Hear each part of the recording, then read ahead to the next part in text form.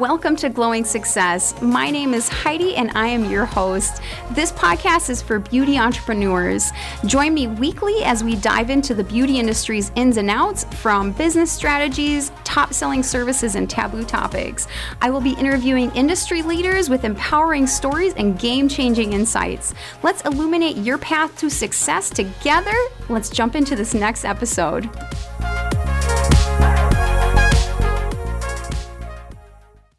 Welcome back to Glowing Success. Today's episode is really all about if you have slow bookings, this might be what you're missing, okay? And we're going to be talking today about diversifying your marketing efforts. So why I preach this so much, like I talk about this so much, if you have been following me for a little bit of time, you know that I love to talk about diversifying your marketing. And the reason is because you're going to have more reach, but there's also some other reasons, okay? So if you are just relying on only Instagram, only TikTok, or only word of mouth, you're leaving money on the table. You're leaving some clients out that could be following you along in this journey, okay? I have done both my whole career.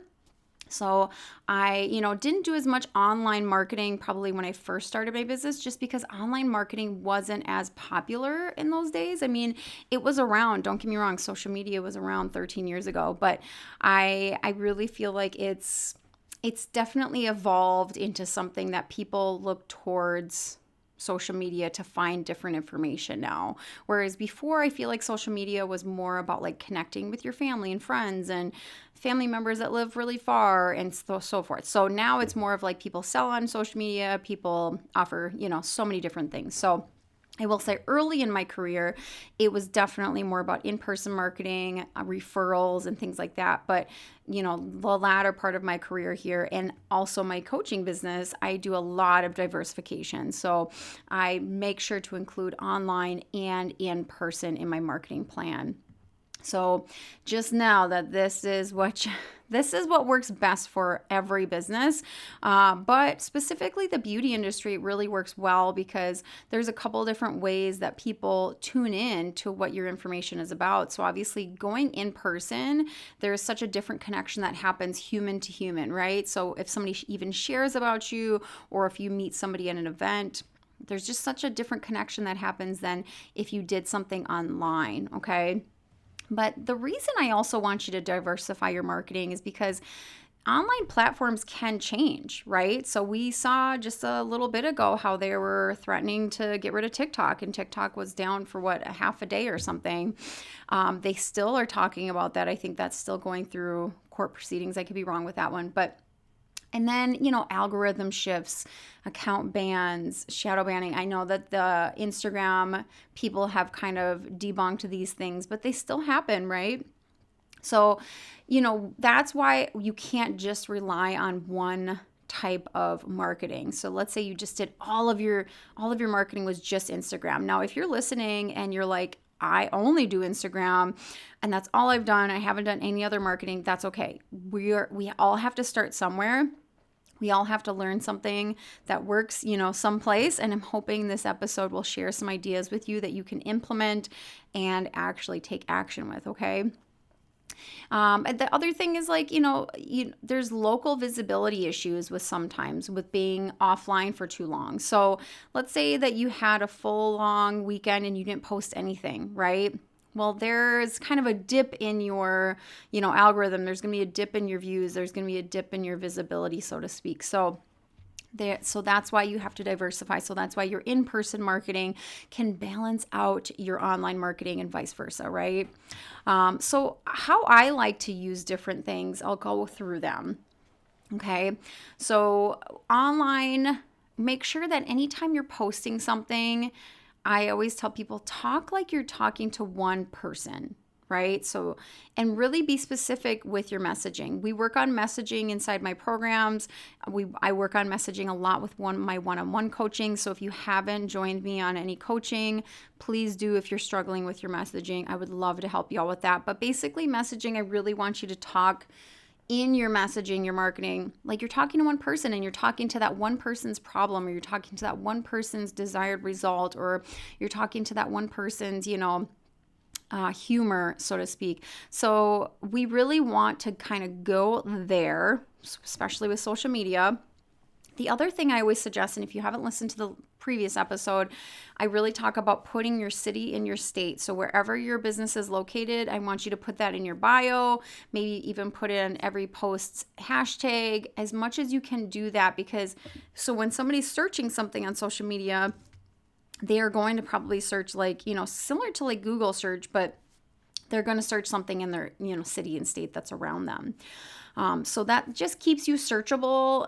It definitely helps in a lot of different ways. But if you are searching on any of those platforms and somebody does have their city and state in their bio or their posts, you are more likely to show up in those search results. Okay.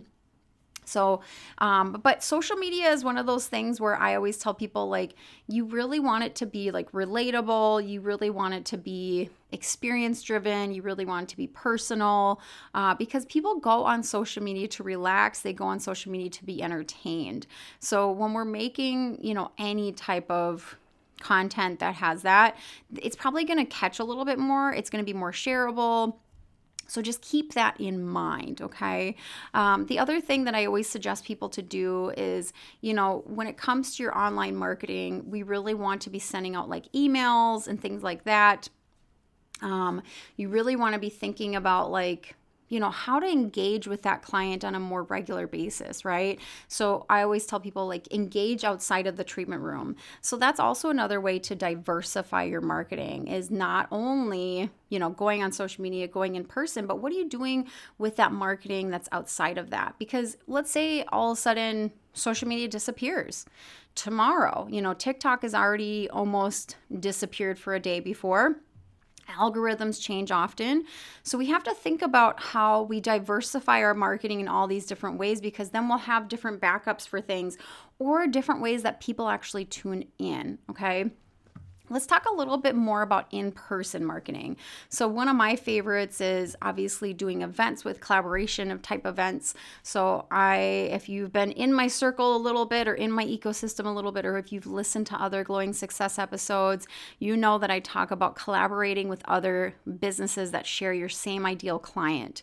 So that could be a business that's like directly around your spa or location. That could be a business that's in your salon suite area.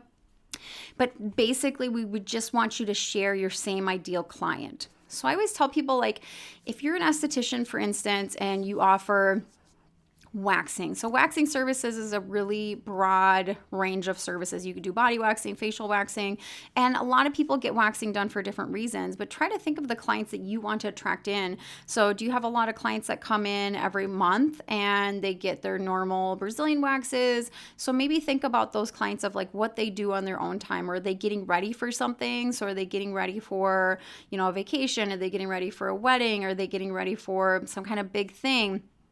Or do they just get it done as like normal maintenance?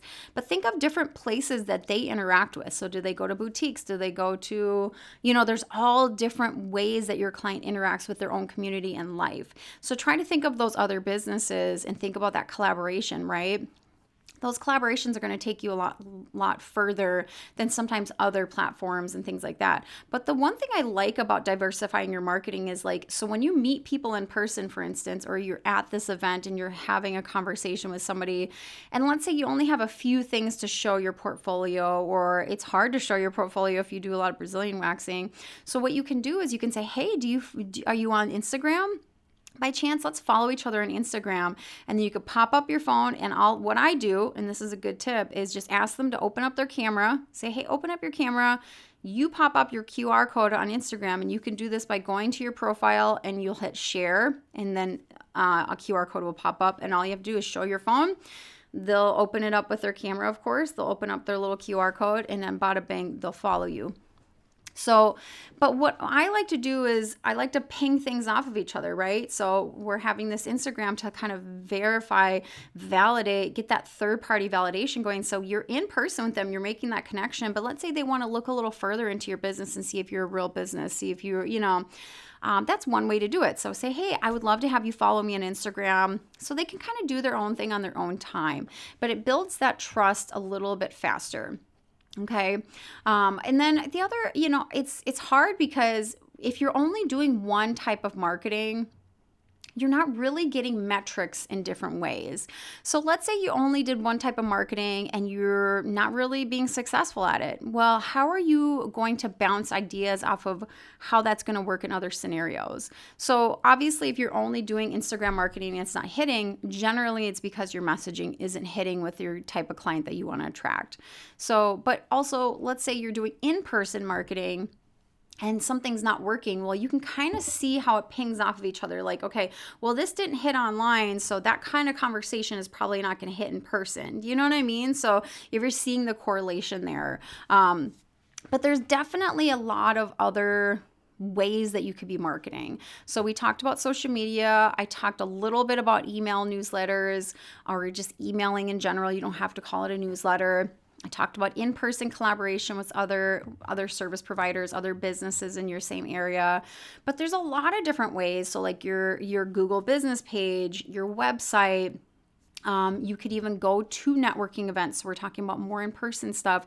So we really need to think outside the box when it comes to your marketing and the efforts that you're doing, because they're not only going to make sure that you're showing up in the places that your ideal client wants to show up already or is showing up already, but you really can ping things off of each other. And that's why I love diversifying the marketing.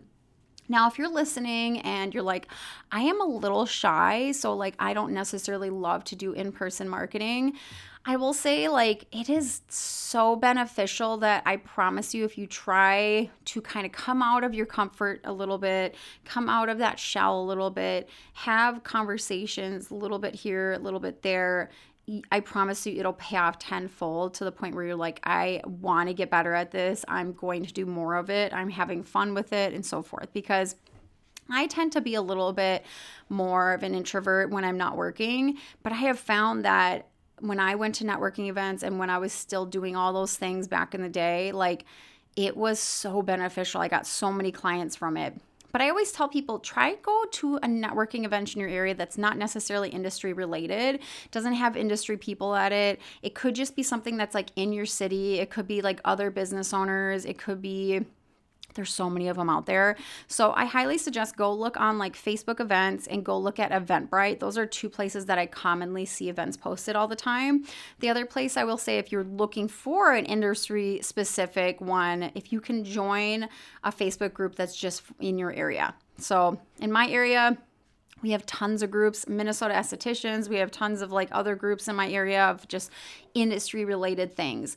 But I want you to start going to other networking events and start introducing yourself to people. And the reason I want you to do that is because when you do collaborations with your businesses that have your same shared ideal client, you are going to become more comfortable talking about yourself, your services, what you offer, and kind of get your elevator pitch. So an elevator pitch is basically like a short synopsis of what you do. So when you meet somebody, let's say you met somebody in an elevator, you only have a little bit of time in an elevator to chat with somebody, right?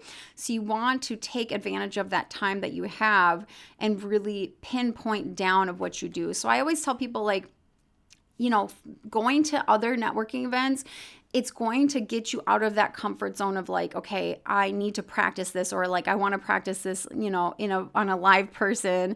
But also you never know where those conversations are going to lead you as well. So, they maybe know somebody that wants to have your services. They maybe want them themselves and they just didn't even know you existed. So go into those types of events, with an open mind. Okay. So another kind of way that you can diversify your marketing, and I just had this conversation the other day with somebody, is having QR codes posted in your treatment rooms, or even having QR codes on any type of marketing flyer that you put around town. So QR codes are really great because a lot of people know what they are, a lot of people know how to open them, and a lot of people know how to use them. So they're very familiar with them. And then you can get your QR code to go anywhere you want. Right? So you can have it go to your booking page, your website, maybe one specific page on your website, your Instagram page, your TikTok, like wherever you want people to land. it will tell them where to go. But the reason I like them for both in your spa or treatment room and on flyers is because it really opens up that conversation, right? So if you're on a flyer, you could, have that call to action of like click the QR code or take a picture of the QR code, however you want to snap this QR code for this. If you're in person, let's say you're asking for a Google review, say, hey, I had such a great experience with you today. Would you mind sharing about your experience? If you could just click on that QR code right there, just snap a picture of it and it'll take you right to the Google review page. You can fill it out after you leave, but this will take you to their page, and so at least it's open on your phone. It's something that is quick, it's easy, and clients are really busy, and we need to direct our clients what to do, right? Encouraging your clients to post and tag you after the services. This is definitely something that I see missed a lot. This is a missed opportunity. So if you haven't been ask those clients like, hey, would you mind sharing about this? If you do share stuff like this, can you just tag me? So there's all sorts of different ways that you can market, but I highly suggest if you haven't started diversifying your marketing to include online and in person, please do. If you need any ideas, tips, and tricks, of course, you can follow me on Instagram. I will put any link in the show notes here so you can click on where to follow me, where to check it out. I also have a really in-depth Instagram guide. So if you are specifically wanting more help on Instagram or more guidance, I should say, I have a whole guide. It has what to post in your bio, what to post in a post or a reel, some ideas. I have a checklist in there. I have a lot of different ways that I have found that helps beauty professionals grow on Instagram. If you're just starting off and you're looking for a whole program, I have what's called my Beauty Business Jumpstart program. That's a great program for beginner business owners in the beauty industry. It really goes over the topics that you need to start with. That's also a good one, and it shows you different ways that you can market. But really think of how your client interacts with the community, their world, like what do they like to do, and start coming up with those ideas, but in person, online, diversify it. You are going to find so many people are going to come from one or the other. Keep your metrics while you're doing these. So if you do an event somewhere, did you have people book from that event? If you did a post, did you have interactions with that post, and did people actually book from that post? So really keep your metrics, because we want to see what's working, what's not, and you can tweak it from there. You can start doing things that are working more often, so forth, right? But diversify that marketing, people. All right. Thank you so much for listening.